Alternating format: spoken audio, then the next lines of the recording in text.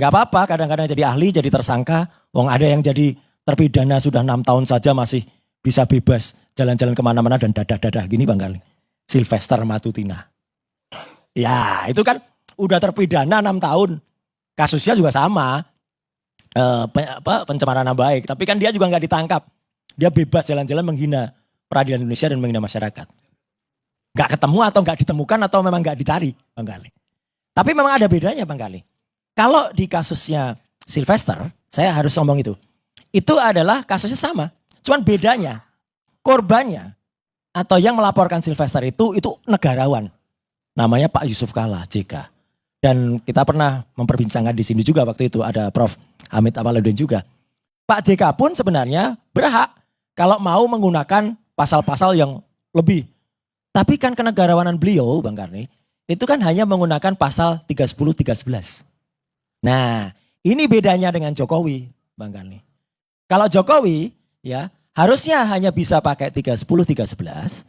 Tetapi tiba-tiba entah bisikan setan apa yang kemudian masuk ke telinganya. Ya, kemudian digunakan pasal-pasal ITE yang saya tadi mengatakan Bang Karni. Saya termasuk dalam tim perancang undang-undang ITE, tahu persis pasal 32 dan 35 itu harusnya digunakan untuk kalau ada seseorang mengirim dokumen berkas, kemudian dokumen elektronik, kemudian orang itu terbukti dulu dia membuat dapat diaksesnya dokumen itu. Syarat yang kedua, dia terbukti menyebarluaskan dokumen itu dan dia terbukti mengedit atau mengubah dokumen itu.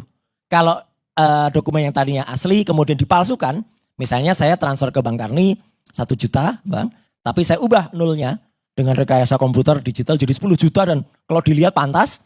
Dan kemudian ketika saya tagih, Bang Karni saya kemarin transfer 10 juta loh, enggak bisa. Roy kan kamu hanya transfer saya 1 juta.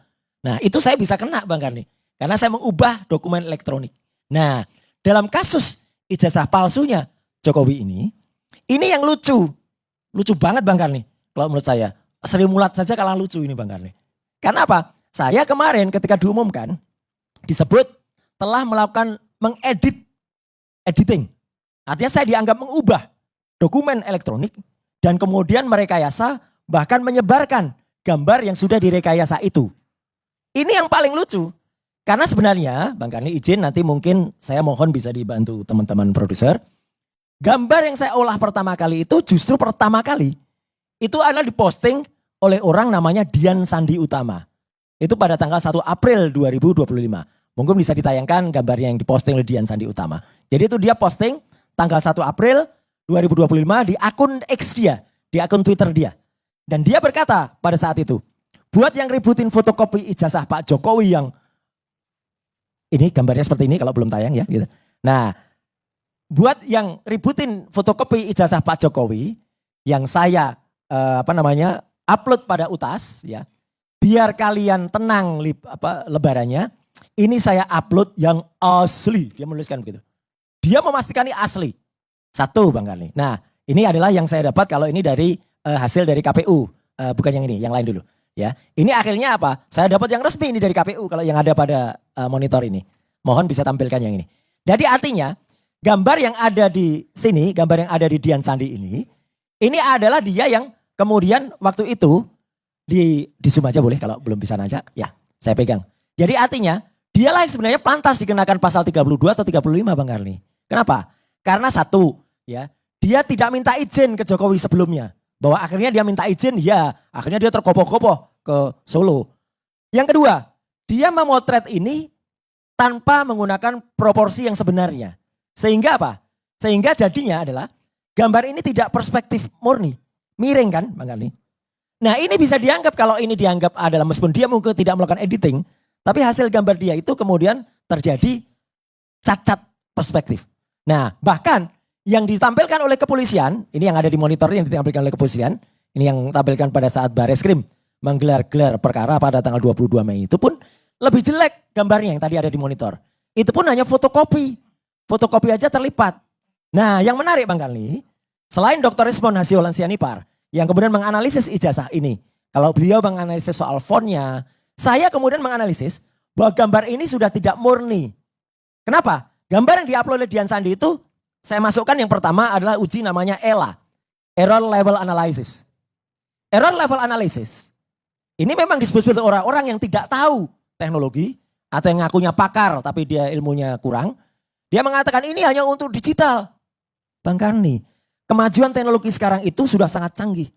Hampir semua tidak membedakan lagi analog dan digital, diperiksanya pakai digital. Coba teman-teman semua pemirsa ALC. Kita sekarang kalau periksa sidik jari, dulu kalau periksa sidik jari pakai cap. Kemudian setelah dicap ada ahli sidik jari ya. Kemudian dia meriksa, lihat gurat-guratannya, lihat garis-garisnya, dia ukur. Kemudian dia tuliskan rumusnya. Itu namanya ilmu daktiloskopi, ilmu sidik jari. Sekarang kalau mau periksa sidik jari gampang. Tinggal letakkan pada mesin fingerprint scanner. Kemudian masuk ke digital. Dianalisis, masuk. Misalnya juga kita wajah. Apa iya kalau kita sekarang mau naik kereta api, kemudian harus periksa secara analog. Wajah orang, kemudian ada orang meriksa, megang-megang mata kita, megang hidung kita, kemudian diperiksa secara analog, kemudian oh iya cocok. Enggak, wajah kita yang analog ini diperiksa oleh face recognizer. Tek, tit, penumpangnya, Anda kereta berapa, masuk. Satu lagi Bang Karni misalnya, ibu-ibu yang hamil, mohon maaf nih ibu-ibu ya, kalau dulu untuk mengecek kehamilan pakai stetoskop dokter itu Bang Karni, itu analog, didengarkan suaranya. Oh iya ini bayinya sehat Bu. Sekarang enggak lagi. Ada alat namanya USG, ultrasonografi. Dan bahkan USG itu bisa melihat bayinya secara 3 dimensi. Itulah kemajuan teknologi termasuk dengan ELA. Jadi error level analysis yang dipakai ini, saya juga pakai, Dr. Rismon juga pakai. Itu membuktikan bahwa gambar ijazah tadi yang ditayangkan oleh Dian Sandi, itu adalah gambar yang sudah direkayasa. Ini sebelah kanan ini bukan gambarnya jelek. Nah itu ada di layar. Ini menunjukkan hasil ELA atau error level analysis ini menunjukkan bahwa ini sudah terlalu banyak direkayasa sehingga tidak muncul lagi gambar aslinya. Yang paling menarik Bang Karni, ini sekaligus bantahan saya yang sangat keras dan insya Allah ini bisa dilihat oleh seluruh rakyat Indonesia.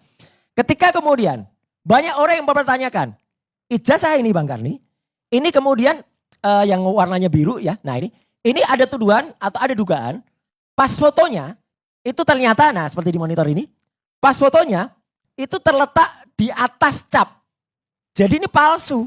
Karena cap dulu sudah ada dan ada materainya. Kemudian ditempel pas foto, direkayasa untuk bisa di atas cap. Ini benar-benar bukti yang tidak terbantahkan. Ini namanya hasil luminance gradients. Ini program canggih. Sudah saya tulis juga Bang Karni di buku Jokowi's White Paper 700 halaman itu. Yang menunjukkan kalau apa? Kalau ini tidak terbantahkan bahwa pas foto ini ditempel belakangan setelah cap. Ini kalau kita lihat ada seperti di film-film kayak film Argo. Film Argo itu yang main Ben Affleck Bang Karni. Itu menunjukkan seorang agen rahasia FBI menyelamatkan 6 diplomat. Ini kisah nyata. 6 diplomat yang ada di Teheran di Iran ketika Shah Iran Reza Pahlavi jatuh. Mereka kemudian diselamatkan. Nah Ben Affleck, agen FBI tadi untuk bisa masuk ke Iran harus menggunakan paspor orang lain. Paspor orang lain itu sudah terekam sehingga pas fotonya dia ganti dengan wajah dia. Caranya gitu tadi. Jadi dia iris wajahnya. Nah intinya Bang Karni, saya dan tim kuasa hukum termasuk salah satunya ada di sini, Pak Abdul Ghafur nanti juga akan menyampaikan. Menolak keras Bang Karni. Pemaksaan pasal yang saya sebut diselundupkan. Nanti mungkin Prof. Nasrullah akan juga menyampaikan. Kenapa diselundupkan? Karena ini jelas-jelas 32-35 itu satu. Tidak saya lakukan 0, sekian milimeter sekalipun terhadap gambar dokumen elektronik. Digunakan karena apa Bang Karni? Karena ada tujuan jahat. Kalau kata Cinta kepada Rangga di film Ada Kepada Dengan Cinta itu jahat karena pasal itu ada unsur subjektifnya Bang Karni. Di atas 5 tahun penyidik bisa menggunakan kewenangannya untuk menahan. Padahal sebenarnya kewenangan menahan itu kalau satu saya melarikan diri. Padahal enggak Bang Karni. Minggu yang lalu aja saya memang dari Sydney. Bahkan saya di Sydney menemukan fakta lain bahwa Wapres kita Gibran Raka Buming Raka itu tidak pernah lulus SMA. Dan dia UTS insertnya 0,0. Jadi artinya dia tidak pernah lulus dari sana. Ketemu orang-orang Indonesia, ketemu dosen UTS, ketemu profesor yang ada di sana, itu sebenarnya itu akan kita, dan mungkin ketakutan mereka, orang-orang yang takut terbongkar lagi setelah Jokowi, kemudian sekarang anaknya, ya, dan dia masih jabat, mempercepat proses ini Bang Karni. Ya gak apa-apa, namanya juga perjuangan Bang Karni. Jadi perjuangan harus saya lakukan. Terakhir yang ingin saya sampaikan di kesempatan perdana ini Bang Karni, saya juga aneh nih Bang Karni. Karena selama pemeriksaan pada saat terlapor, kemudian pada saat penyelidikan dulu. BAP yang saya tanda tangan itu Bang Karni, itu lucu. Yang ditanyakan ke saya itu adalah tanggal-tanggal yang saya nggak ada di tempat. 26 Maret Saya tanyakan, itu tempus dan lokusnya salah. Saya waktu itu ada di Kemang, ada sedang buka bersama. 22 Januari, saya malah sedang ada di Solo untuk seminar di salah satu kampus. Kok dikatakan saya ada di situ? Kemudian saya dipaksa ditanya Bang Karni, Anda ceritakan nih orang-orang dalam video ini. Bang Karni dan semua pemirsa LC harus tahu juga kan, pasti tahulah teman-teman semua kan lawyer-lawyer dan ahli hukum. Seorang saksi itu hanya boleh menceritakan apa yang dia dengar sendiri dan apa yang dia lihat sendiri. Kalau saya disuruh menceritakan orang-orang itu apa, saya namanya melakukan testimonium di auditu. Jadi saya harus menceritakan yang orang lain dengar, itu nggak bermutu. Jadi makanya saya tolak kalau yang tidak ada hubungannya. Satu lagi yang paling penting, saya waktu itu kan dilaporkan Jokowi tanggal 30 April Bang Karni. Tapi pertanyaan-pertanyaan yang ada di situ tuh malah pertanyaan bulan Mei, bulan Juni. Gimana bisa orang yang melaporkan 30 April, kemudian pertanyaannya Mei, Juni. Ini kan gak masuk akal Bang Karni. Makanya saya heran, kenapa tiba-tiba BAP saya yang harusnya, kalau jaksa peneliti itu Bang Karni waras ya, dia akan melihat BAP saya itu gak nyambung. Joko Sembong ini gitu loh. Dengan apa perkaranya, uang tidak ada hubungannya dengan perkaranya, pertanyaan-pertanyaannya juga pertanyaan yang malah meloncat ya. Dan bahkan yang menarik satu lagi Bang Karni, meskipun orangnya tidak diundang. ES atau Egy Sujana juga, yang termasuk dalam 8 yang menjadi TSK, bahkan belum pernah diperiksa Bang Karni. Dibuat BAP-nya saja belum. Kok tiba-tiba dia juga jadi TSK. Jadi ini harusnya memang benar kata Prof Mahfud, tambah lagi.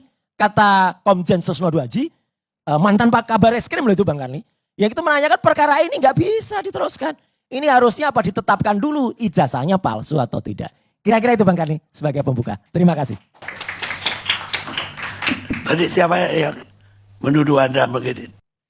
Saya tadi hanya lihat pada saat press conference, Pak yang terhormat Pak Kapolda Metro, Pak Irjen Asep Edi. Mungkin beliau hanya menerima masukan dari anak buah yang salah Bang Karni. Ya, siapa yang dibilang? Yang dibilang? Yang dibilang mengatakan Anda Ya, begitu. Ketika press conference kemarin. Iya. Yang di nama siapa? Pak Asep Edi. Asep ini menyebut nama yang tidak, tapi para tersangka, beliau menyebut gitu. enggak, yang menuduhnya siapa? Yang menuduhnya beliau menyebut ketika menetapkan kami masuk ke klaster 1. Ya. Dia menuduh. Ya. Dia berdasar masukan dari siapa? Nah, mungkin para penyidiknya Bang Karni, tanya ke beliau-beliau saja. Yang jelas besok saya diperiksa dengan 5 pasal.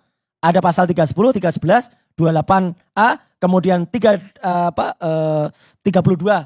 ITE dan 35 ITE. 2 pasal yang terakhir ini yang ancaman hukumannya tinggi Bang Karni. 8 tahun dan 12 tahun. Itu yang saya bilang jahat Bang Karni. Ya, kalau pasal yang pertama 310. Enggak apa-apa Bang Karni. 311. Oke. Itu tidak bisa menahan Anda. Ya. Yang 2 belakangan. Betul. Bisa. Itu Bang Karni masalahnya. Jadi maksudnya Anda besok mau ditahan? Ya nggak tahu kalau memang dipaksakan begitu ya. Tapi kan ada yang sudah terpidana aja bisa lari-lari jalan-jalan sambil ngecek-ngecek sambil mungkin nonton ALC ini Bang Karni.